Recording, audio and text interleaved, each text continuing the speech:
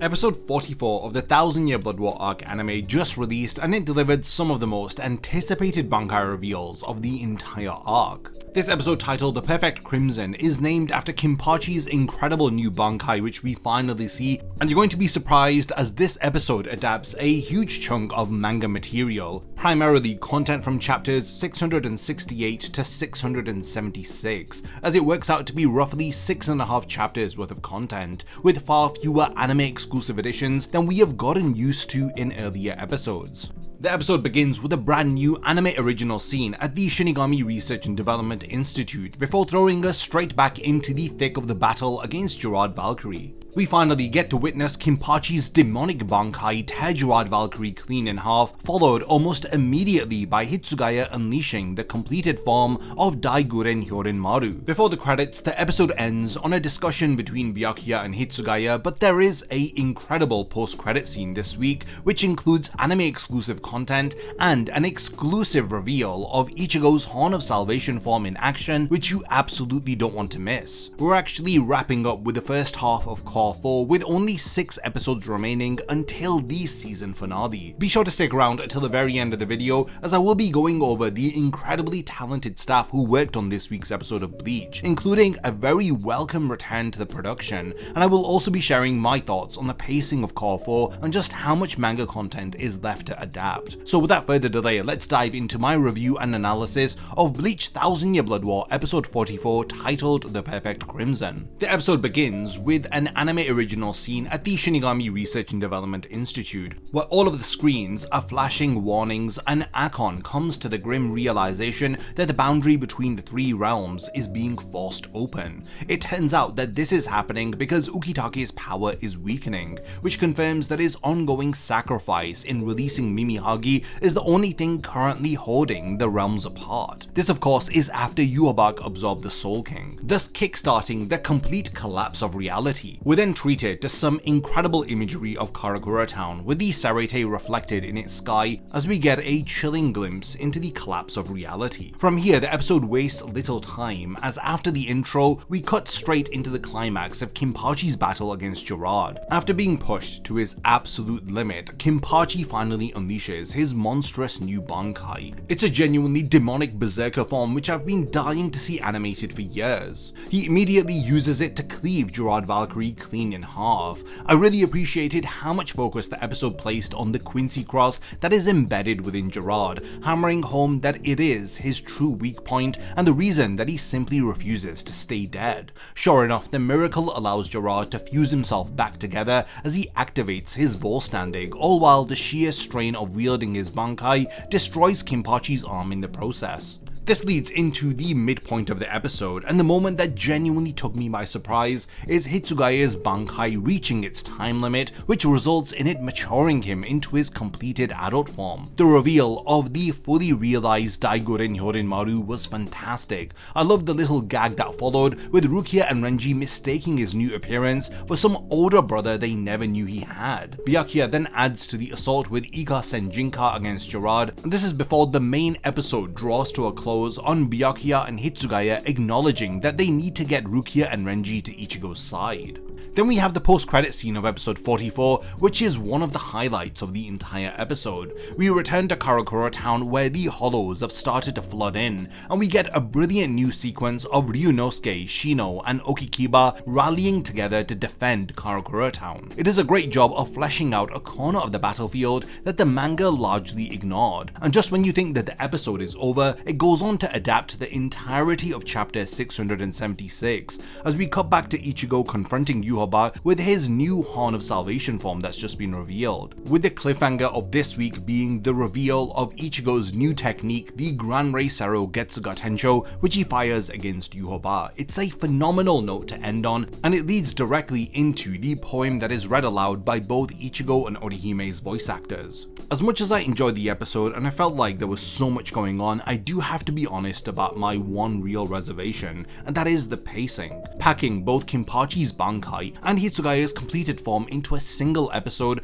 then topping it all off with Ichigo's Gran Rei Sero Getsuga Tensho is a staggering amount of material to burn through within 20 minutes. I totally expected KENPACHI'S Bankai to carry episode 44, with Hitsugaya's transformation hopefully headlining episode 45, so seeing them all stacked on top of one another made me feel like each reveal was robbed of the room that it deserved. Because this is material from the manga which was notorious for being rushed, so it's slightly disappointing seeing that it's also being rushed when it's being adapted into anime form. What makes all this stranger is that the core now is confirmed to end on episode 50, and there is only about 10 to 11 chapters left to cover across the final 6 episodes of Bleach. So even with the most conservative of estimates, this is around 2 chapters per episode. The second half of Core 4 is clearly going to have a lot of runtime to spare, so I can only assume that the anime team is deliberately racing through all of this material in order to bank as much time as possible for the anime original expansion that will happen for the finale against Yhwach. Aside from the issues that I had with the pacing, I still thought that this was a very exciting episode, packed with moments that I've been waiting to see animated for years. Visually, the episode was one of a kind. It featured strong and consistent animation throughout its run. And topping it all off was an amazing post-credit scene with Ichigo. In my opinion, this is the first standout episode of Core 4, and for good reason, as it featured the return of some of the production's most talented anime staff, along with some very shocking appearances in unexpected positions. To see what I mean, look no further than the episode's director and storyboarder Young-Hoon Jung, who both storyboarded and directed this episode. So for each of the 4 episodes of Core 4, this has been the case. Every episode's been directed and storyboarded by the same person. This is important because outside of a few standout cases, it's quite uncommon for the Bleach anime to do this. This was mostly because of the production difficulties the team faced in Cores 1 to 3. So it made it so that the role had to be split between 2 or more staff members, since there was just not enough time for one person to handle both of the roles. But with the ample time that the anime staff was given for Core 4, this is no longer a problem, which is why we're seeing so many directors also storyboarding their respective episodes for the final season. Young-Hoon Jung in particular is an interesting case, as he was formerly one of the main action and effects animation directors during Core 1. He was the director for episodes 8 and 12, and he storyboarded episode 29, which ended up being his very first storyboard for an episode. But episode 44 is the first time he's performing both roles at once. While I believe that he did a fine job overall, it's a little unfortunate to say that his storyboard is probably the weakest one that we've seen so far. His lack of experience with storyboarding is probably to blame, as he has a tendency to use abrupt cuts. So instead of mapping how an attack connects, he shows it being performed and cuts right to its impact. This happens a couple of times during Shikai KENPACHI'S fight with Gerard, where after Gerard dodges Zaraki's initial swing, it immediately cuts to him getting smacked into a building. Then when KENPACHI is starting to get overwhelmed, you see Gerard swing his sword with no visible impact, but it only shows Zaraki sailing through the air. The same happens when Gerard is falling from Baharvelt, but then it immediately cuts to him flying upwards to clash with KENPACHI'S Bankai. This unfortunately affected the flow of action to a noticeable degree. The only instance this quirk ended up being effective was during Hitsugaya's section, where there's a cut between his blade clashing with Hoffnung, and it just skips to him cutting the frozen blade. This conveyed the speed at which it all unfolded rather well. This is in addition to his tendency to rely on still shots that overstay their welcome and the use of speed lines during dialogue. This was still a good enough storyboard that got the job done, but where Jung may have failed as a storyboarder, I do believe that he more than makes up for as a director. The episode featured some of the best use of music that we've ever seen in Bleach. The songs were excellently placed, with my favourite being the new OST that played during Gerard's second transformation, where the sound of his heartbeat was in perfect sync with the music. It also had some amazing new remixes of familiar OSTs like Treachery and a new one with a very strong violin presence.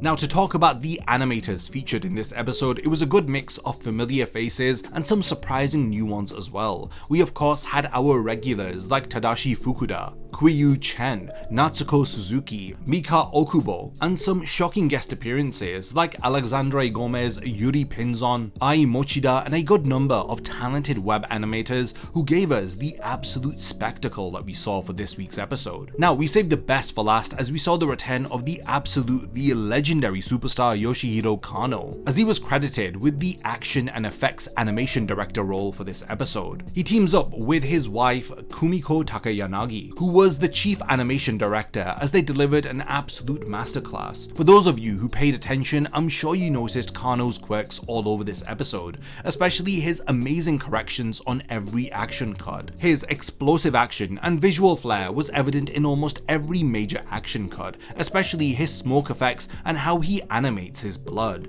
which is more evident when Gerard is severely injured by Bankai Kenpachi. Honestly speaking, I doubt that this episode could have turned out anywhere near as great if not for his amazing corrections, especially in the Gerard section. But even all of this paled in comparison to his phenomenal work on Ichigo's post-credit scene, from his fantastic impact frames to his exaggerated anatomy that perfectly conveys the weight and speed of all the motion on screen, all the way to the incredibly chaotic way that he animated the formation of Ichigo's Gran Rey Zero. This was nothing short of perfection, and it's an incredible reminder of why Bleach fans have been waiting to see the return of Kano since he left the production after Core 1, and I really do hope that this isn't the last time that we see him in Core 4. All in all, this was a visually incredible episode, with Kano giving us one of his best animated sequences in the entire run of Bleach, and I cannot wait to see what they have for us next week.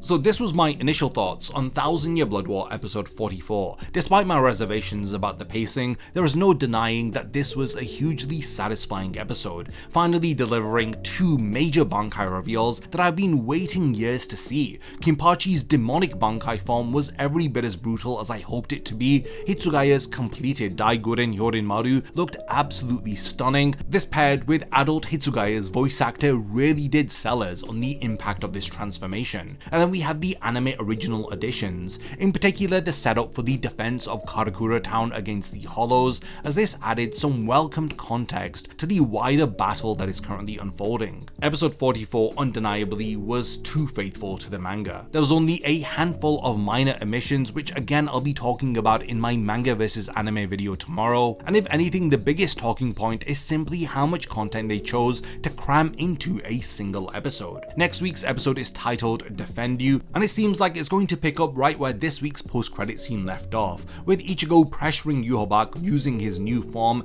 and I imagine we will finally see Rukia and Renji reach the battlefield to fight alongside Ichigo and Orihime. Since we got absolutely none of Uryu and Hashwell this week, I fully expect their clash to return as well, and who knows, we could see more of Isshin and Ryuken as they arrived in Vaharvelt at the end of Core 3, but we have yet to see them in Core 4. Thanks to this week blitzing through 6 to 7 chapters, we have literally 10 to 11 chapters left for the final 6 episodes of Core 4. Your guess is as good as mine as to how they're going to adapt this, but we have reached the point of the video where I want to hand over the discussion to all of you. What were your thoughts about episode 44? Which Bankai reveal did you enjoy more, Kenpachi's or Hitsugaya's completed Bankai? Do you think cramming this much manga into one episode was the right move, or would you have preferred it if they spread this material across 2 to 3 episodes, with some much needed padding with anime additional material? What are your predictions for the final 6 episodes of Bleach? Thanks for making it to the end of this one, and be sure to subscribe and turn on the bell notification button so that you don't miss any of the weekly uploads. And lastly, thanks for making it to the end of this one, and I cannot wait to see you tomorrow for my manga versus anime comparison for the latest episode of Bleach.